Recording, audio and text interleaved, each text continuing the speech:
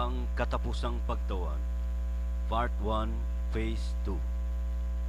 Mao na kini ang ubang nanghitabo nga mga katalagman, kasamok o kagubot sa nakalaing-laing nasod sa tibok kalibutan, karon nga giingon sa atong Ginoong Hesukristo.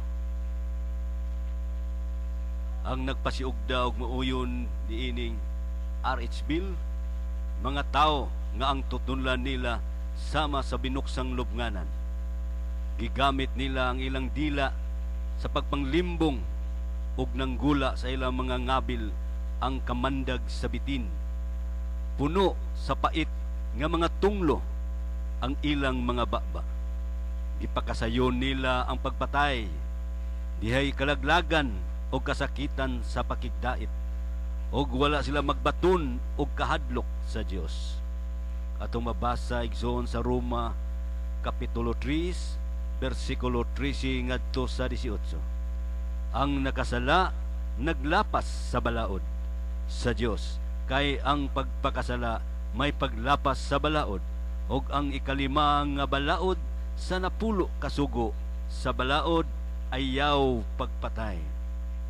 Atong mabasa igsoon sa Exodus Kapitulo 20, versikulo 13, o sa Mateo Kapitulo 19, versikulo 18. O ato sa mabasa igsoon sa Exodus Kapitulo 21, versikulo 22 ngadto sa 23. Og ang Ginoo nagingon, kung may mag-away ug maangin ang usa, kamabdos ug makuhaan siya sa iyang gisabak, apan walay kadaot nga miabot, ang nakaingon niini multahan sa kantidad nga pangayoon sa bana, ug magbayad sumala sa hukom sa mga maghuhukom. Apan kung nahiagom sa kadaot ang babaye, ang silot mao nga ang kinabuhi bayrag kinabuhi. O sa igsoon, ang mopatay sa pitos o pinhi silutan o patyon usam. Dayag kaayo nga ang Erzbil usa kadakong paglapas sa balaod sa Dios. Kay ang kinatibuk ang katuyuan sa Erzbil mauman ang pagpugong nga mudaghan ang matawo sa kalibutan. Dili gayud kahimutan sa Dios ang magpakunhod sa matawo.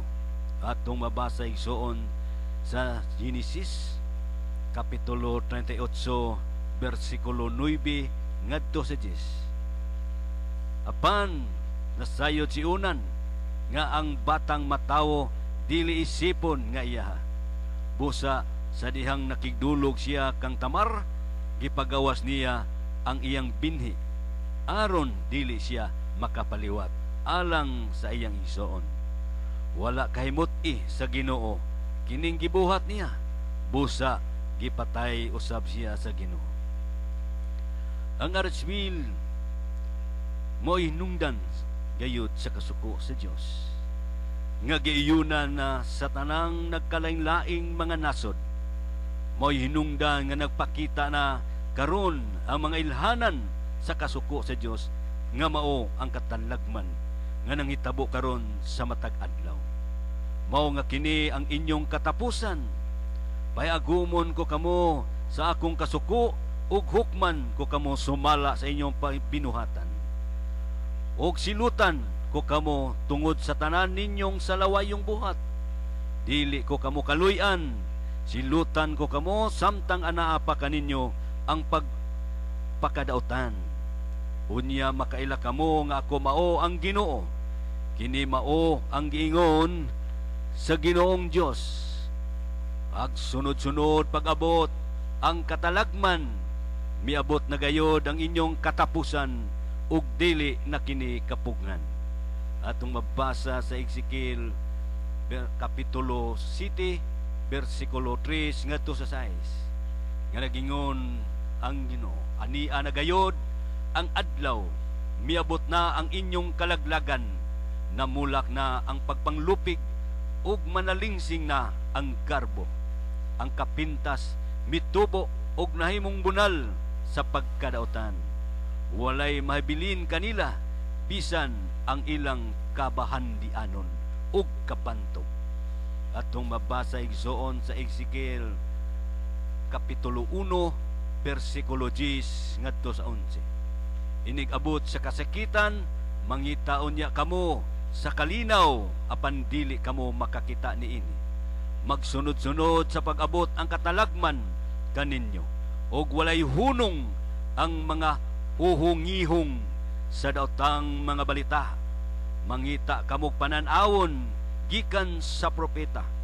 Ang mga pari wala na ikatudlo sa mga tawo, og wala na ikatambag ang mga kadagkuan.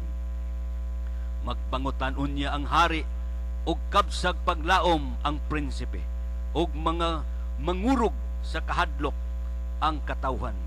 Silutan ko kamo sumala sa inyong binuhatan, ug hukman ko kamo sumala sa inyong paghukom sa uban, ug makaila kamo nga ako mao ang Ginoo. Atong mabasa igsoon sa Ezekiel Kapitulo 7, versikulo 25 ngadto sa 27. Ang pagpangani mao ang katapusan sa kalibutan. Mabasa sa Mateo Kapitulo 13, versikulo 39. Unsa ang ilhanan sa imong pag-ani og sa katapusan sa kalibutan. Mabasa nato igsoon sa Mateo Kapitulo 2, versikulo 4 ug sa 3. Ang mga butang sa kalangitan, mga tunaw sa hilabihang kainit sa siga, ug pagasunugo ng yuta, ug ang tanang mga butang ania niini. Arong mabasa sa 2 Pedro Kapitulo 13, versikulo 10, ug sa Marcos Kapitulo 13, versikulo 14 ngadto sa 20. Waigsoon, Jesus miyon, inikakita ninyo og dag-om nga nagikan sa kasadpan, muingon dayon kamo, muulan dili madugay, og muulan gayud. Og sa pagkamatngon ninyo sa hangin nga naghuros gikan sa bagatan, muingon kamo, muinit karon og muinit gayud. Mga tigpa karon ingnon, makamao kamong musabot sa kaulugan sa dagway sa yuta og sa langit. Apan nganong dili man kamo makasabot sa kahulugan niining panahon. Atong mabasa igsoon sa Lucas Kapitulo 12, versikulo 54 ngadto sa 56. Unya makita ninyo ang makalilisang nga talan-awon nga magtindog sa dapit nga dili angay niini. Kadtong atoa sa Judea, kinahanglang modangup sa kabukiran. Kadtong atoas atop sa balay, kinahanglan dili mag-usik og panahon sa pagkanaog, aron pagkuha sa bisan unsa gikan sa iyang balay. Og kadtong atoas oma, kinahanglan nga dili mo pauli sa balay aron pagkuha sa iyang kupo. Alaot gayud ang mga mabdos og ang may mga masuso ni adtong mga adlaw. Busa pagampo kamo sa Dios nga dili kini mahitabo sa tingtugnaw, kay ang kasakitan ni adtong mga adlaw labi pang makalilisang kaysa bisan unsa ng nahiguman sa kalibutan. Sukad kini buhata sa Dios hangtod karon, og dili nagayod hitupngan bisan kanusa. Apan tungod sa iyang pinili nga katawhan, gipakubsan sa Ginoo ang gidaghanon sa mga adlaw ni adtong panahon na, kay kun wala pa, wala untay nahabiling buhi. Sa panahon unya, human sa kasakitan, mungit-ngit ang adlaw og dili na muddanag ang bulan. Mga hulog gikan sa langit ang mga bituon, og matayog ang tibuok kalangitan. Unya diha sa mga panganod, makita ang anak sa tawo nga moabot nga may gahum og himaya. Og suguon niya ang iyang mga anghel ngadto sa tanang suok sa kalibutan, aron tigumon ang piniling katawan sa Dios gikan sa tanang dapit sa kalibutan.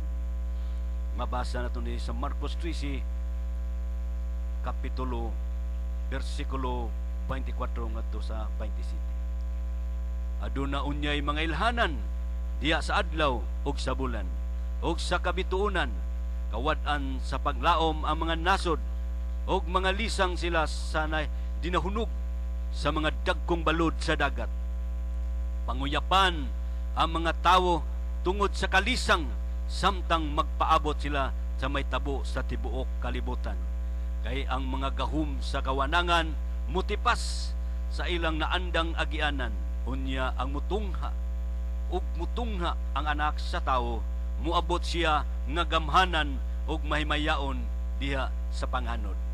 Inigsugod nagkahitabo niini mga butanga, tindog ug hangad kamo, kay duol na ang inyong kaluwasan. Ato ning mabasa sa Lucas kapitulo 21 bersikulo 25 ngadto 28. Ay inig anis anak sa tawo, ingon nga hari uban sa tanang mga anghel, mulingkod siya sa iyang harianong trono, ug ang tanang tawo sa kalibutan tigumon sa iyang atubangan. Unya bahino niya sila sa duha kapundok, sama sa usa ka magbalantay sa hayop nga naglain sa mga karnero gikan sa mga kanding. Ibutang niya ang mga karnero sa iyang tuo ug ang mga kanding sa iyang wala. Unyang hari moingon sa mga tawo sa iyang tuo, duol kamo nga gipanalanginan sa akong amahan, ug dawatan ninyo ang gingharian nga giandam alang kaninyo, sukad pa sa pagbuhat sa kalibutan. Unya moingon siya ngadto sa mga tawo sa iyang wala, pahawa kamo kanako, kamong gipanghimaraot sa Dios, ngadto kamo sa kalayo nga walay pagkapalong, nga giandam alang sa yawa ug sa iyang mga anghel. Busa kini sila may agom sa walay katapusang silot, apan ang mga matarong makaangkon sa kinabuhing dayon. Atong mabasa igsoon sa Mateo kapitulo 25 nga bersikulo 31 ngadto sa 46. Timan ikini may tabo kining tanan sa dili pa mga matay ang mga tawo, nga karon buhi pa. Ang langit ug ang yuta mga hanaw, apan dili gayud mapakyas ang akong gisulti.